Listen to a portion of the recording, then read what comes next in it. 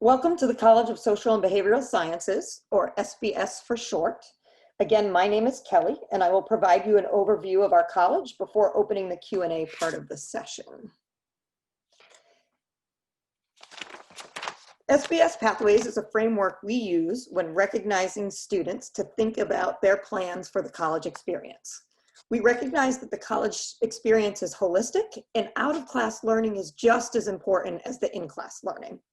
Starting from new students' orientation, we work with students to individually start planning their time at UMass Amherst. We've divided this presentation into our 3 SBS pathways so you can get an idea of some of the opportunities you will have as an SBS student. The academic experience in the College of Social and Behavioral Sciences is rich with a variety of opportunities that will develop your critical thinking skills as well as your worldview.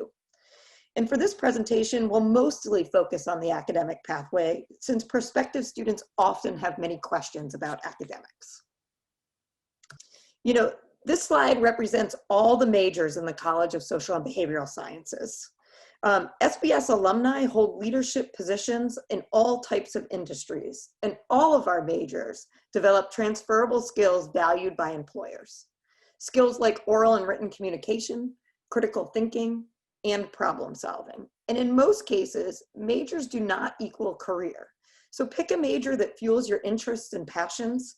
And if you like what you're studying, you're more likely to succeed.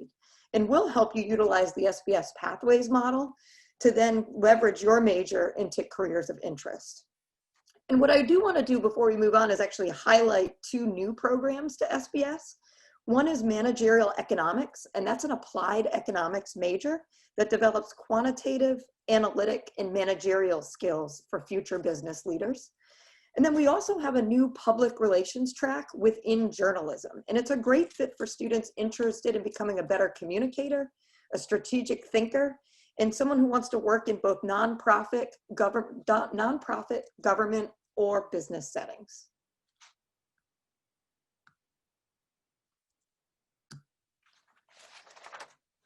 If you're still deciding on a major, but you enjoy the best college or you enjoy the social and behavioral sciences, the SBS exploratory track gives you freedom to explore your options.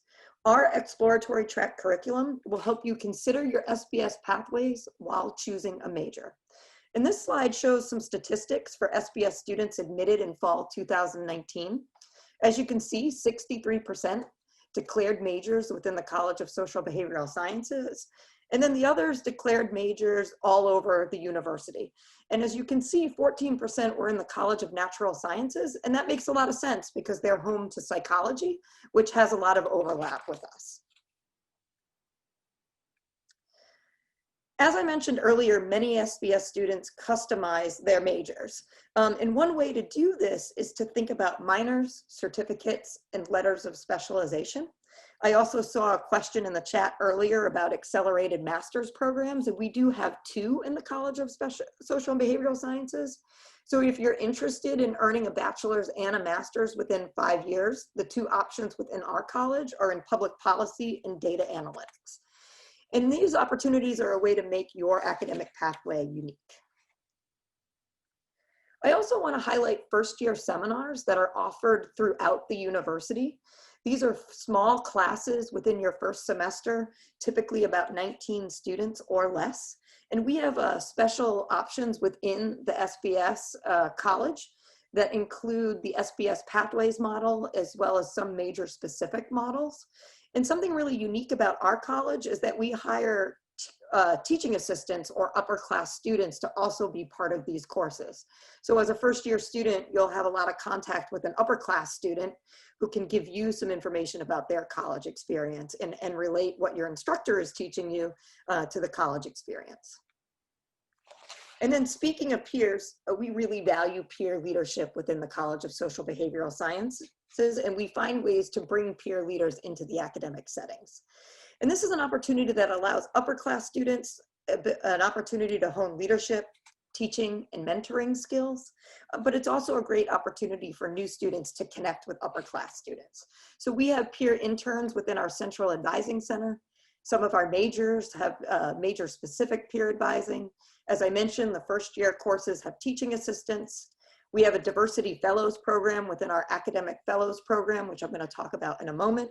And then we also have an SBS Dean's Advisory Councils where undergraduate students actually advise our dean in decisions that are made within the college. The next pathway I want to talk about is our experiential pathway, and that's really about hands-on learning. We encourage experiential opportunities within our college and also outside the college. We really stress that our students explore clubs and organizations, service learning opportunities, sports, both in the NCAA, club and intramural, study abroad and domestic exchange, peer leadership, teaching assistants, research assistants, and campus employment opportunities. All of these added to your academic experience will make you a good candidate for future positions. I want to talk about a couple of signature programs we have. One is our SBS in Cape Town program. This is a 4-week summer study abroad program. It's an opportunity to earn 6 UMass credits, but what's neat about it is it's a cohort experience, and you're going to travel with other SBS students as well as SBS faculty during your time. I also mentioned earlier diversity fellows within the academic fellows program. This is another one of our signature programs. It's designed to provide opportunities for students who identify in one or more of the following: first generation or first in your family to go to college, low income students, students of color, or other historically underrepresented groups. And this is a picture of our AFP students in DC on an alternative spring break trip.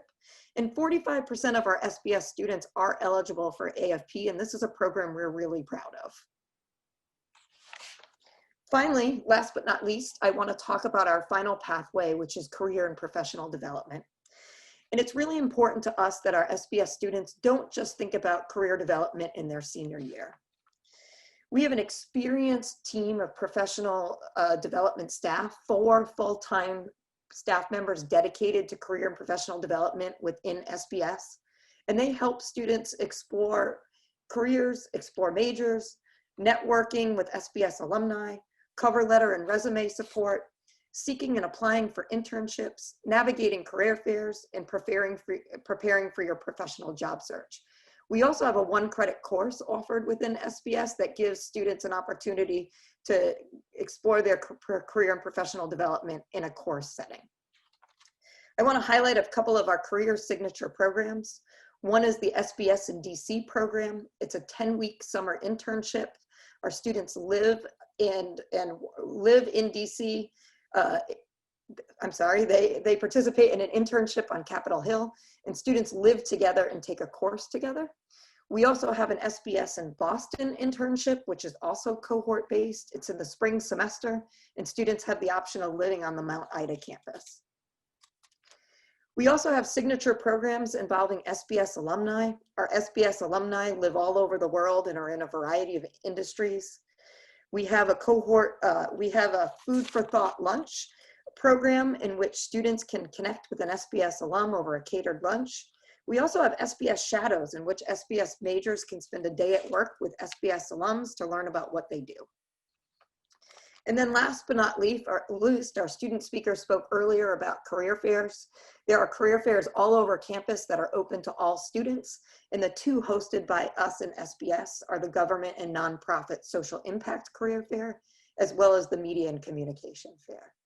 So this is just a little bit about our college. It's a brief overview to just help you get situated, but we really wanted to leave time for question and answer. So I'm going to introduce some of my colleagues, and I'm also going to stop the share here. So Lynn Phillips is our Senior Associate Dean and focuses on student development. Jackie Brousseau-Pereira is our Academic Dean and Director of First Year Experience. And we also have one of our students, Kamika Daniels, with us, who's a political science and economics major.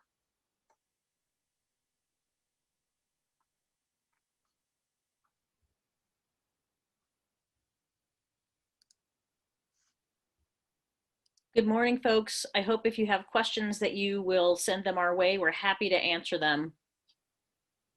And the format we'll use is if you type in questions, then whoever makes most sense to address them among us will be happy to step in and answer your questions. Absolutely, and I'm keeping an eye on the chat. And as questions come in, I think I'll just start out by asking Kimiko, who's one of our students. Kimiko, why did you choose to do a double major in political science and economics? So I think that it's really important when choosing a major to really focus on what your interests actually are, like what you want to learn about, what you think that you'll be able to engage with your classes the most productive way, and maybe what you see a possible future career with. So I chose economics and political science because I thought that, I was really interested in looking at political institutions and how those institutions work with economic institutions, the financial sector. And I think that the majors perfectly overlap with each other, as well as the skills that you get from the majors are really complementary to what you do in the major. So like poli-sci and econ are both great with oral and written communication, and they help really develop your overall critical thinking and how the thinking process is. And that's something that I really wanted to focus on with my college experience. Okay, thank you. A question just came in the chat, and I'm going to ask this to Lynn. Can you tell me a little bit about how many classes students take a semester, or how many credits? Sure. Well, you'll find that courses at UMass vary. Typically, they are either 3 or 4 credits. And so depending on the credit number for each of your courses, your number of courses might vary across different semesters. In general, to stay on track to graduate in 4 years, we want to be sure that you've taken 30 credits on average each year. So if you're taking 4 credit courses, that'll be 16 credits. Or the next semester, you might take 5 3-credit classes. So it'll vary for each student each semester. But in general, you want to stay on track to be 30 credits per year. And we take advising extremely seriously in SBS. So you work closely with your advisor to figure out what is the right credit load for you. And sometimes it's about number of credits, but it's also about the types of courses that you'd be involved in. So we want to be sure you're using kind of all of the different aspects of your mind in balance each semester. So you might not take 3 science classes at once. You want to take a blend of what is your passion, and then what are some of the courses that maybe aren't as much your strengths, but you still need to make progress on. So it's about number of credits, but it's also about the types of work you'll be doing. Okay, thank you. And I'm going to ask this next question to Dean Jackie. Jackie, someone's asking about co-op programs. And I know as an academic dean, you sign off on a lot of internship and co-op experiences. Can you talk a little bit about that? Yeah, I mean, I think in SBS, we are going to encourage all of our students to look for and take internships that are of interest to them. We don't really call it a co-op program. We typically call them internships. Other colleges on campus might call them co-ops, but our students are encouraged to take internships. You can do them for credit. You can do them not for credit. There's lots of different ways, and I think Dean Kelly really explained well. Our Career and Professional Development Office will help you to look for internships and find them. We can help you figure out how do you take them for credit if you want to get academic credit for them or not. I hope that answers the question as much as it can. Thank you, Jackie. The next question I'm going to ask to Lynn, because Lynn has also taught within the communications department, and that's her home base. So Lynn, someone's talking about being doubly interested in marketing and communication. Can you talk a little bit about that for us? Sure. So yeah, I am also a faculty member in the Department of Communication. We have a lot of students who are interested in marketing, also PR.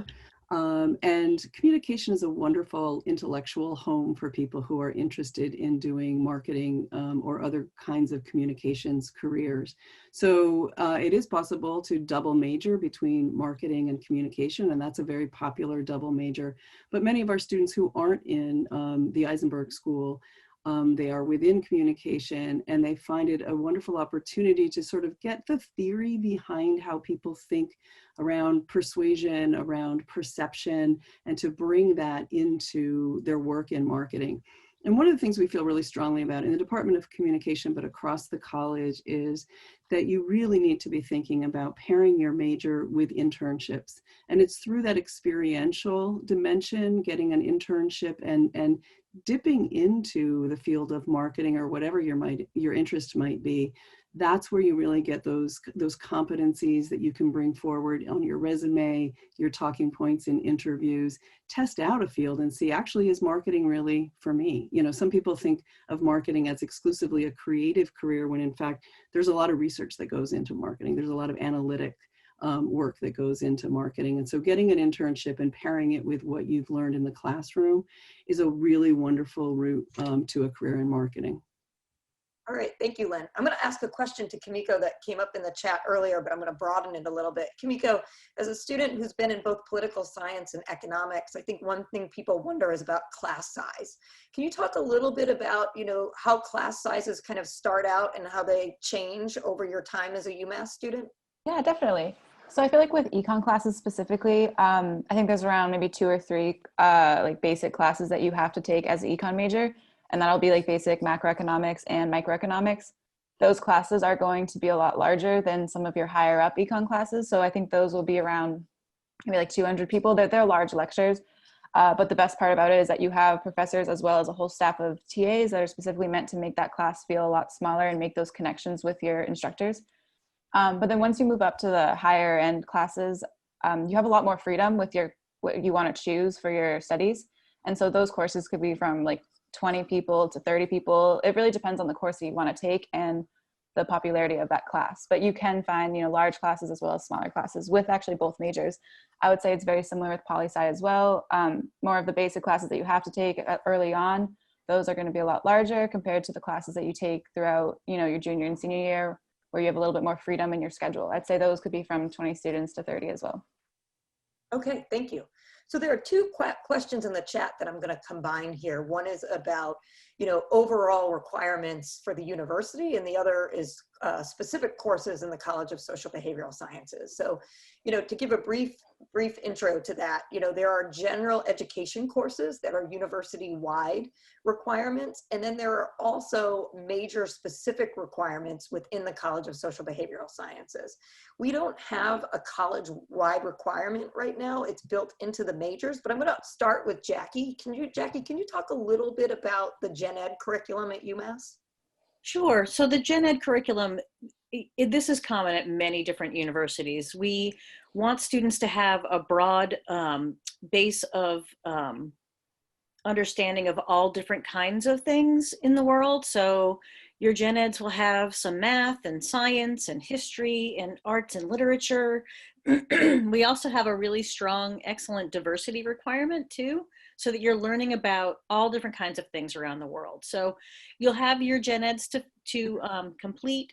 And also, you know, as Dean Kelly was saying, in the, excuse me, we don't have a specific college requirement at the moment, but we do in all of our majors have an international and intercultural component to them.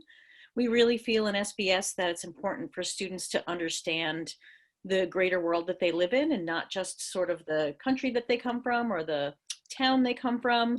So each of the majors in SBS will have a focus on international and intercultural competency. And we're really excited that that is embedded in all of our majors. Okay. And then Lynn, do you want to just talk a little bit about major requirements and the built-in intercultural experience? Sure. So we feel really strongly in the College of Social and Behavioral Sciences that understanding intercultural and international issues is a critical part of a social sciences education. And so in addition to the diversity requirements at the Gen Ed level, all of our BA majors have incorporated into their major an international/intercultural requirement. And so each department, each major has a curated list of courses that would count toward that degree. But the idea is that we didn't want to make it a separate standalone degree, but to just really communicate to our students that an understanding, an intercultural competence, an understanding of global issues is an inherent part of any student's social and behavioral sciences education. So as part of your major requirements, whatever major you might choose among the BA requirements, Bachelor of Arts majors, you will take, it's generally 3, but it varies a bit across majors. courses that really sort of wed your disciplinary knowledge with these intercultural and international sorts of issues. Thank you, Lynn. There's a few questions coming in about particular majors. So I'm going to kind of open this to anybody anybody on the panel. But the first question is about sociology and social thought and political economy and about the rigor of those majors. Anybody want to speak to that? I'm happy to take a stab at it. So I think it's a real misunderstanding across most colleges, but also, in any university setting, but also culturally, that the hard, rigorous courses are in STEM, in the sciences, mathematics, and so forth, and that social sciences or humanities majors are somehow soft.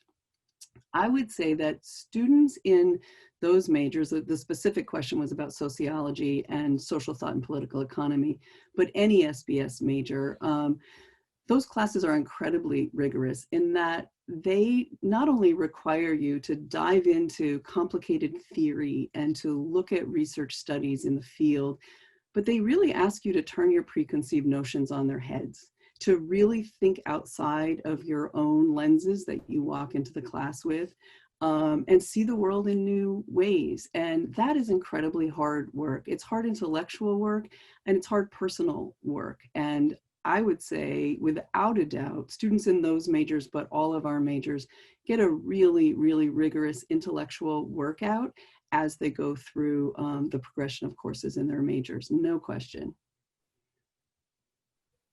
Thank you, Lynn. So the next question is about sustainable community development. Jackie, I'm happy to share some insights as well, but do you want to share any insights about your knowledge of the program? Sure, I'd be happy to. So our Sustainable Community Development major is part of the Landscape Architecture and Regional Planning department. That department actually has two majors. So SUSTCOM, as we call it, is one of them, and the other one is Landscape Architecture. So the Sustainable Community Development major is really for students to explore perspectives on creating a sustainable world through planning and design. So it's kind of an interesting major that incorporates a lot of different kinds of things. Students will talk about creating sustainable communities and conserving the environment, and then responding to other kind of social, cultural, economic, and political challenges of the built environment. It's a really, I think it's a really exciting major for students. And for folks who live in New England, but not in Massachusetts specifically, an interesting perk about the SUSTCOM major is that you can take advantage of the regional tuition break. If you are coming from Maine or New Hampshire or Vermont, that's always a perk as well of that program. Is there anything else, Kelly, that I missed that you want to add in there? No, I was just going to say you did such a great job. I have nothing to say. So thank you, Jackie. I'm going to throw in a question for Kimiko. Kimiko, we talked in the presentation about the SBS Pathways model and how we use the experiential and career and professional development to make our experiences unique. Can you talk a little bit about some of the things that you've done here at UMass to make your experience unique? Yeah, definitely. So within SBS Pathways, actually, I was a peer advisor my junior year, where basically I was a resource for students who had any questions regarding, it could be academics, like schedule making, or certain course related questions. It could be professional development, like how do I find a specific internship, or even like how do I write a professional email, anything really. I was there to be a helpful resource for the students. And in doing so, I feel like I was able to explore the own resources within SBS. So they have these amazing career services that help you focus on whatever skills you want to develop in your professional goals. So like resume or cover letters, they can help you with your personal statements if you're looking for grad school, really anything SBS is there to offer and help with. As well as I'm also a teacher assistant for first year seminars where I know that we talked about in the presentation, but freshmen will come into this class, and this class is just there to help make personal connections as well as, help ease the transition from high school to college. So that's something else that I also help with. And I think it's really, really extremely beneficial for the students as well as myself as a senior student. Thank you, Kamiko. And I think we have a couple more questions and something that came up in the chat that I want to throw out to either Jackie or Lynn. Someone talked about a double major in journalism and Eisenberg sports management. And certainly we have students who double major in those two things. And we also have a special concentration in journalism about sports journalism. So either Jackie or Lynn, do you want to answer that? Yeah, so we do have that concentration in sports journalism in our journalism program. It's a really popular program that students take, and you can apply to be in both colleges. So you can absolutely be a double major in Eisenberg and an SBS, and lots of students do it. The thing to remember is that as you apply to UMass and you apply to the School of Management, that's a different application. It's a closed application process. So just so that folks understand, all of the majors in the College of Social and Behavioral Sciences are open majors. So as long as you get into UMass, you can be in any of our majors at any time. You can, and actually students will come in as one major or come in as exploratory track and then transfer into one of our majors or decide to double major in our college. If you're at UMass and you weren't originally accepted into one of the programs in the School of Management, then that's an application process as well. And so once you're on campus, we're happy to talk to you more about how that works and what that might look like. But yeah, there are opportunities for double majoring within our college, across colleges, lots of really fun and interesting things that folks can do. And then Lynn, would you add anything just about the communication or the journalism majors in general? I mean, I think one of the things that's really unique is they're really multimedia opportunities. Yeah, well, I was thinking as Jackie was speaking, kind of just more broadly about double majoring in general. So I used to direct the advising program in the Department of Communication. And many of our students have double majors. And I would always ask them, you know, what is your other major? Or I would see what their other major is and ask, like, why does that resonate with you? How does that go with comm? And it's so interesting. People would say, I'm a double major in comm and marketing because there's such a perfect intersection there. And somebody else would say, I'm a double major between comm and linguistics because they just go so naturally together. Or a double major or minor, you know, in comm and Spanish, or comm and journalism. Like, so many of our majors just dovetail so beautifully with other disciplines, either within SBS or across SBS and other colleges. Our journalism and communication majors, we have a number of people who double major in both of those. And both of them have a lot of theory and you know, understandings. I'll speak to communication, a lot of understandings around interpersonal communication. Somebody else might study media technologies or the media industry. Some people do the hands-on work, they're interested in studio work, and that's often where we find double majors between journalism and communication. And someday we'll be back on campus, hopefully soon, and our studios are just remarkable. So as a comm faculty member who specializes in psychology, I do nothing with cameras or any of the studio stuff. But when I do tours with people, I'm so proud of the facilities that we have. And people also who don't intend necessarily to go in that direction, they light up when they see the facilities we have. And I also, if I could just slip in one other piece about our major. So we've talked about what you study and the rigor and so forth. I also just want to make a comment that each of our majors is an intellectual home. It's a community of people, and our faculty are so accessible. One of the things I love about UMass is you get that small college feel within your major, but you have access to resources that you're only going to find at a large research institution. And so unlike a lot of big research universities, the people teaching your intro classes are professors who are famous in their fields. It's not one of those places where they're just in their labs or working with their grad students and you never get to meet them.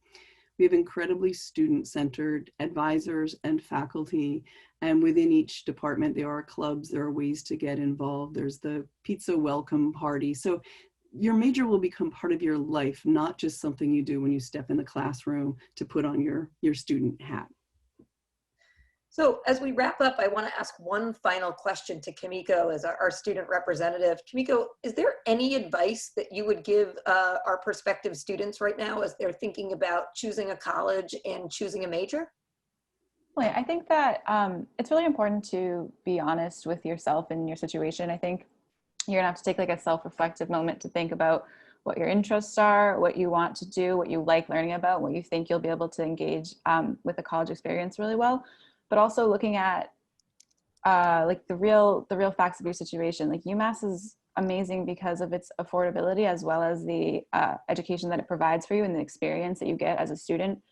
But one of the reasons why I was attracted to UMass was the affordability. So I think that that's something to really be important when you're making a decision, because you want to be realistic as well as focusing on, you know, what you can get out of your college. So I think that overall, that's another thing. Overall, though, focusing what you can most get out of your college undergrad is really important when you're making a decision on where to attend. Thank you so much, Kimiko. And I just want to wrap up by thanking you all for taking a little time to talk with us this morning. Good luck on your college search process. If you have questions after, you can always feel free to reach out to us in the college. We really value the student experience and really hope to be able to talk to you some more.